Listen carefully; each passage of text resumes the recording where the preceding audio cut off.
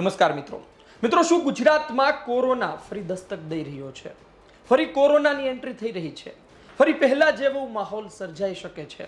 અને શું ફરી એટલી જ સાવચેતી રાખવાની જરૂર છે? દેશની વાત પછી કરીએ, પહેલા ગુજરાતની વાત કરીએ, અમદાવાદની વાત કરીએ. 7 કેસ 20 મેના રોજ નોંધાઈ ચૂક્યા છે. તેમાં બાળકથી લઈ વૃદ્ધા સુધીનો સમાવેશ થાય છે અને આ સમાચાર વાયુ વેગે ફેલાતા લોકો ચિંતાતુર બની રહ્યા છે કે શું ફરી એ માહોલ થવા જઈ રહ્યો છે.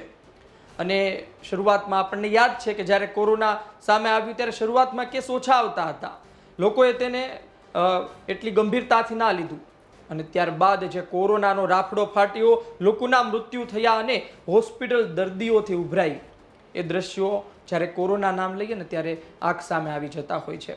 7 કેસ સામે આવ્યા છે. કયા વિસ્તારથી સામે આવ્યા છે અને ખાસ કરી કેટલા વર્ષના લોકોમાં જોવા મળ્યા છે તે વિશે વાત કરું તો એક વટવાથી કેસ સામે આવ્યો છે. 15 વર્ષની ઉંમર છે તેમની. અને નારોલથી કેસ સામે આવ્યો છે, તેમની ઉંમર 28 વર્ષ છે. દાણી લીમડાથી કેસ સામે આવ્યો છે, તેમની ઉંમર 72 વર્ષ છે. બહેરામપુરાથી કેસ સામે આવ્યો છે, તેમની ઉંમર 30 વર્ષ છે. ગોતાથી એક કેસ સામે આવ્યો છે જેની ઉંમર 2 વર્ષ છે.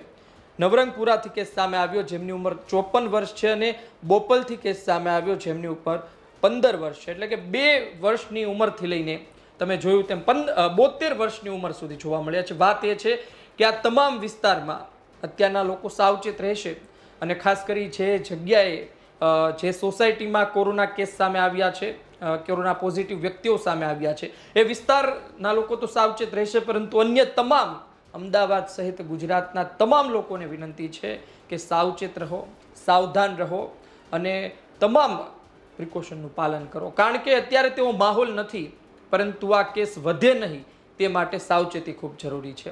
આ તમામ લોકો હાલ હોમ આઇસોલેશન પર છે એટલે ચિંતાની બાબત પણ નથી, પરંતુ સાવધાની જરૂરી છે. દેશની વાત કરી દઈએ તો એશિયાના સિંગાપુર, હોંગકોંગ સહિતના દેશોમાં કોરોના કેસ નોંધાયા છે. મુંબઈમાં 50થી પણ વધુ કેસો નોંધાયા છે. અને અમદાવાદના આપણે વટવા, દાણી લીમડા તમામ વિસ્તારની પણ આપણે વાત કરી છે.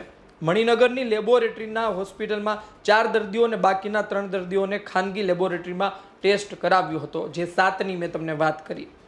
દર્દીઓમાં કોઈ નવો વેરિયન્ટ હાલ જોવા નથી મળ્યો, એટલે ખૂબ સારી બાબત છે. ને આ સમગ્ર કોરોનાના કેસો ઉપર અમદાવાદ મ્યુનિસિપલ કોર્પોરેશનના આરોગ્ય વિભાગ અને રાજ્ય આરોગ્ય વિભાગની ટીમ નજર નાખીને બેઠી છે.